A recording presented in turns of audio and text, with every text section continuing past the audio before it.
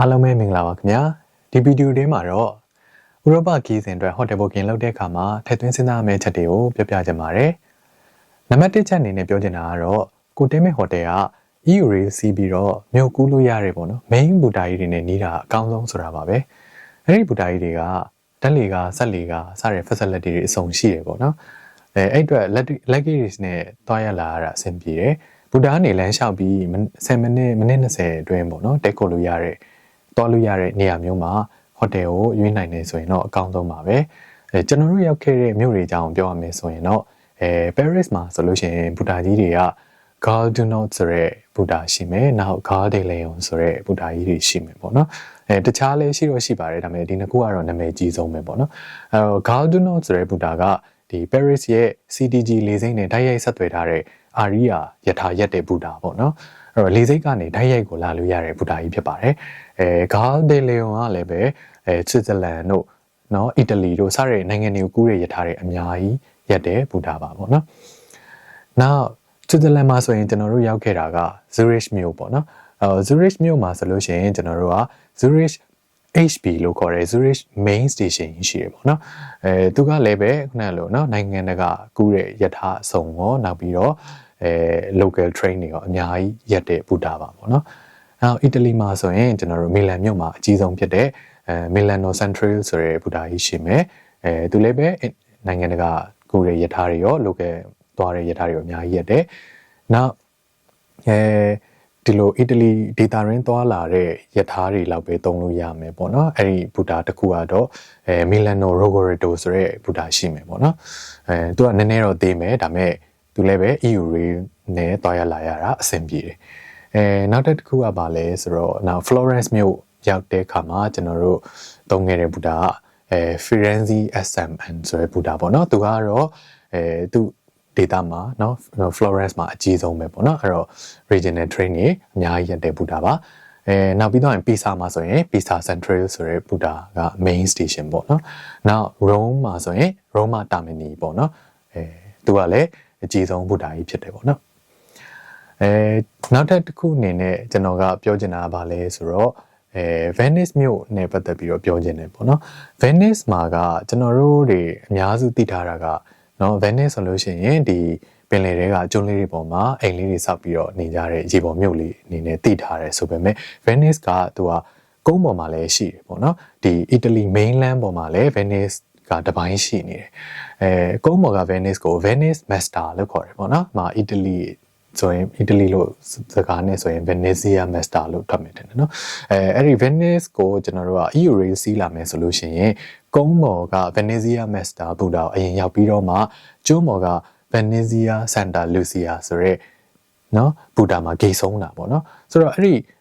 Venezia Master နဲ့ Venezia Santa Lucia ပေါ့နော်အဲ့ဒီနှစ်ခုကြားမှာကျွန်တော်တို့ကရထားစီးချိန်က10မိနစ်လောက်ပဲကြာတယ်ပေါ့နော်ပြီးတော့ရထားတွေကလည်း5မိနစ်ဒီ10မိနစ်စီစသဖြင့်ခက်စိတ်ထွက်နေတာမလို့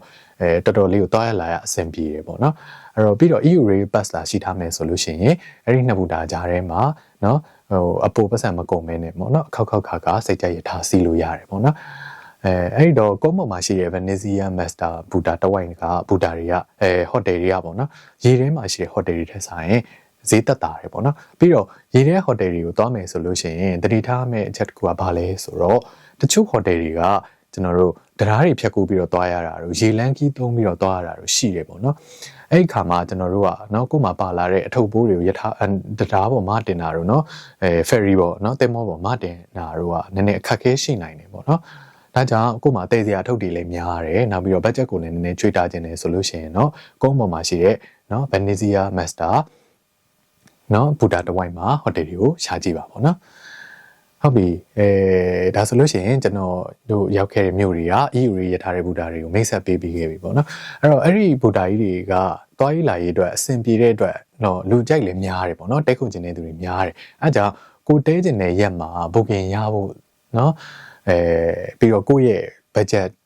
နော် budget ကလည်းရှိသေးတော့ budget ထက်များနေတာမျိုးလည်းဖြစ်နိုင်တယ်ပေါ့နော်ဒါဆိုရင်အဲ့ဒီဘူတာကြီးတွေကနေတဆင့်ပေါ့နော်နောက်ထပ်မြေရောက်ရထားပဲဖြစ်ဖြစ်နောက် local transportation တခုကိုသုံးပြီးတော့သွားရမယ်နေရာမျိုးမှာတဲရင်ရောအဆင်ပြေနိုင်မလားဆိုပြီးတော့စဉ်းစားကြည့်မယ်ဆိုရင်ကြတော့ တစ်ခုပဲစိတ်ထဲမှာမှတ်ထားစေခြင်းနဲ့ပေါ့နော်အဲ့ဒါဘာလဲဆိုတော့မြေရောက်ရထားဘူတာတိုင်းမှာဓာတ်လေကားတွေစက်လေကားတွေမရှိပါဘူးရှိတယ်ဆိုတော့ပေါ့နော်ကျွန်တော်တို့ယထာရက်တဲ့ platform ကနေပြီးတော့ဒီယထာလက်မှတ်ဖြတ်တဲ့ gate အထိတော့သွားလို့ဓာတ်လေကားစက်လေကားနဲ့သွားလို့ရကောင်းရမယ်အဲ့ဒီကနေဟိုအပေါ်ပေါ့နော်မြေပေါ်တက်တဲ့အဆင့်မှာဟိုစက်လေကားမရှိတာများတယ်ပေါ့နော်အထူးသဖြင့် Paris ကပိုဆိုးပါတယ်ပေါ့နော်ဟိုစက်လေကားစီးဖို့နေနေတာပေါ့အဲ့ဒီယထာလက်မှတ်ဖြတ်တဲ့ gate ကိုအဲ့အထုပ်ကြီးတွေဟိုတည်ပြီးတော့တွင်းပြီးတော့ဖြတ်ရတာဟိုပဲတော်တော်လေးကိုခက်ခက်ခဲခဲဖြတ်ရတယ်ပေါ့နော်အဲအကြောင်းဒီလိုအခြေအနေမျိုးကိုစိတ်ထဲမှာကြိုပြီးတော့တွေးထားဖို့လိုအပ်ပါတယ်ဟုတ်ပြီအဲ့တော့ဟိုတယ်ရှာတဲ့အခါနောက်ထပ်နံပါတ်2ချက်အနေနဲ့เนาะစဉ်းစားသင့်တာဘာလဲဆိုတော့ဘူတာကနေဟိုတယ်ကိုသွားတဲ့လမ်းကြောင်းကိုကျွန်တော်တို့ map မှာကြည့်တဲ့အခါမှာ 2D မဟုတ်ဘဲနဲ့ 3D အနေနဲ့နည်းနည်းစဉ်းစားကြည့်ဖို့လိုတယ်ပေါ့နော်ဒါကကျွန်တော်ကိုယ်တိုင်ကြုံခဲ့ရလို့ပေါ့နော်ဒီဥပမာလေးတစ်ခုနဲ့ပြောပြခြင်းတယ်ပေါ့နော်ကျွန်တော်တို့ဆွစ်ဇာလန်သွားတော့ကZurich မြို့မှာပေါ့နော်တဲတဲ့ဟိုတယ်က Zurich Youth Hostel ဆိုတဲ့နေရာလေးပေါ့နော်အဲ့ဒီ hostel လေးက map မှာကြည့်လိုက်မယ်ဆိုလို့ရှိရင်သူနဲ့နီးတဲ့ဒီ Wally Chauffin ဆိုတဲ့ဘူတာကနေပေါ့နော်12မိနစ်13မိနစ်လောက်ပဲလမ်းလျှောက်ရတယ်ဆိုပြီးတော့ပြထားတယ်ပေါ့နော်အဲ့တော့ဘူတာနဲ့ကလည်းမနီမဝေဈေးကလည်းကျွန်တော်တို့သုံးကျင်တဲ့ budget အတွင်းမှာဆိုတဲ့အခါကျတော့အဲ့နေရာကိုပဲတဲကိုရွေးချယ်လိုက်တယ်ပေါ့နော်ဟုတ်ပြီတကယ်လက်တွေ့သွားလဲသွားဘူတာကနေထွက်တဲ့အခါမှာကျွန်တော်တို့ခက်ခဲနဲ့စပြီးတော့ရင်ဆိုင်ရတယ်အဲ့ဒါဘာလဲဆိုတော့ကျွန်တော်တို့ဘူတာကနေနော်ဟိုတယ်သွားတဲ့လမ်းကတော့တစ်ဖြောင်းနေပဲဒါပေမဲ့အဲ့လမ်းတစ်ဖြောင်းတွေကတစ်ချောက်လုံးဂုံးတက်ရတဲ့လမ်းလုံးဝဂုံးတက်ကြီးကိုသွားရတာပေါ့နော်အဲ့တော့ကိုရီမှာပါလာတဲ့နော်20ကီလိုလောက်လေးတဲ့လက်ကေစီတွေကိုတွန်းပြီးတော့10မိနစ်လောက်ဇက်တိုက်ကြီးပေါ့နော်ဂုံးတက်လိုက်ရလူကလည်းတော်တော်လေးကိုပြိုင်သွားတယ်ပေါ့နော်အဲ့ကြောင့်ကျွန်တော်တို့ Google Map မှာပေါ့နော်လမ်းကြောင်းကြည့်တယ်ဆိုလို့ရှိရင်နော်တနေရာနဲ့တနေရာအကွာဝေးတို့ကြာချိန်တို့ဒါအပြင်ကိုဟိုအနှိမ့်မြင့်နော်ခွာခြားချက်ကိုပါပေါ့နော်နည်းနည်းလေးတတိထားပြီးတော့ကြည့်တင်တယ်အဲ့ map မှာလည်းလမ်းကြောင်းရဲ့အနှိမ့်မြင့်ပြောင်းလဲပုံကိုဖော်ပြပေးတတ်တယ်ပေါ့နော်နောက်နံပါတ်3ချက်အနေနဲ့ကကျွန်တော်တို့ကဟိုတယ်ရဲ့ service တွေနဲ့ပတ်သက်ပြီးတော့လည်းစိတ်ထဲမှာကြိုပြီးတော့ပြင်ဆင်ထားတဲ့နာလေးရှိရပေါ့နော်ဂျပန်ကဟိုတယ်တွေမှာကြတော့ဘလောက်ပဲဈေးတန်တဲ့ဟိုတယ်ဖြစ်ပါစေပေါ့နော်ကျွန်တော်တို့ညအိမ်ဝတ်ဆောင်ယူကတာလေးတွေပေးထားတတ်တယ်ပေါ့နော်ဥရောပမှာကြတော့ကျွန်တော်တို့တဲခဲ့တဲ့ဟိုတယ်တွေမှာမီလန်မှာတဲခဲ့တဲ့ပေါ့နော် Star Hotels Business Palace ဆိုတဲ့4 star ဆင့်လောက်ရှိတဲ့ဟိုတယ်ပေါ့နော်အဲ့ဒီဟိုတယ်ကလွှဲရင်ကျန်တဲ့တာမန်ဟိုတယ်တွေကညအိမ်ဝတ်ဆောင်မထည့်ပေးထားဘူးပေါ့နော်အဲ့ကြောင့်ခီးစဉ်မှာကျွန်တော်တို့ညအိမ်ဝတ်ဆောင်2ဆုံ3ဆုံလောက်ထည့်သွားတာတော့မမှားပါဘူးနောက်ပြီးတော့အချို့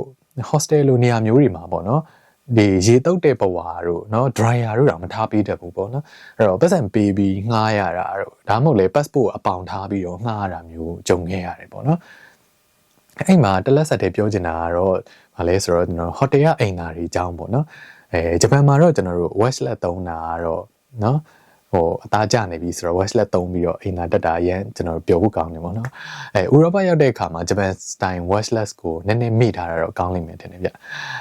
Italian style toilet တွေပေါ့နော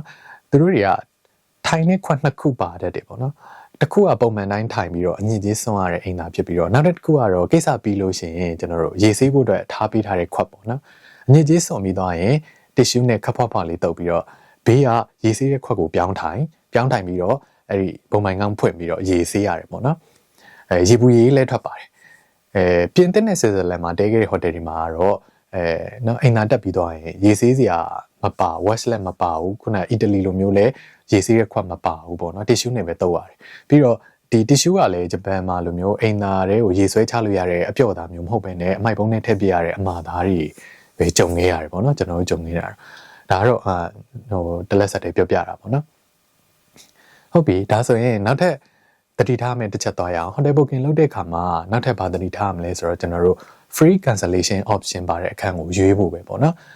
်ဒါကတော့ထူးထူးခြားခြားပြောစရာမလိုဘူးလို့ထင်ပါတယ်ပေါ့နော်အကုန်လုံးကြီးသွားမယ်ဆိုရင် booking လုပ်မယ်ဆိုရင် free cancel ကိုတော့တတိရပါတယ်နော်အကုန်လုံးအဲ့ဒါမျိုးပဲလုပ်ကြမယ်လို့ထင်ပါတယ်ပေါ့နော်အဲ့တော့အဓိကတော့ဒီ visa ရမရဆိုတဲ့ risk ကလည်းရှိနေတာမို့လို့ပေါ့နော်ဟိုတယ်တိုင်းလိုမှာကျွန်တော်တို့ဒီတရားမဲ့ရက်မတိုင်ခင်ပေါ့နော်ဗနေရက်အလိုလောက်ထိကို free cancel လုပ်ခွင့်ပေးတယ်ဆိုတဲ့ခံမျိုးတွေနော်အများကြီးရှိပါတယ်ပေါ့နော်ဟုတ်ပြီနောက်ထပ်တစ်ခုအနေနဲ့တတိထားသိချင်တာကကျွန်တော်တို့ဒီ exchange rate ပေါ့နော်ငွေ exchange rate ကျွန်တော်တို့ဥရောပဟိုတယ်တွေကတက်ခုစီကိုယူရိုနဲ့ဖြတ်တယ်ပေါ့နော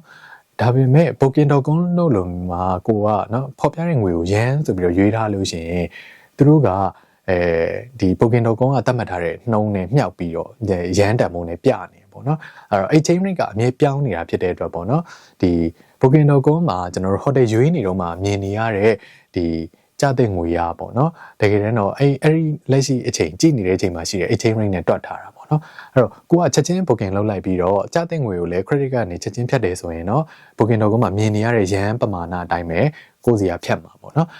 ဒါပေမဲ့လည်းတချို့ hotel တွေကဘာဖြစ်လဲဆိုတော့ကျွန်တော်တို့ကဒီ booking လုပ်တဲ့အချိန်မှာချက်ချင်း credit card နဲ့ငွေမဖြတ်ဘဲနဲ့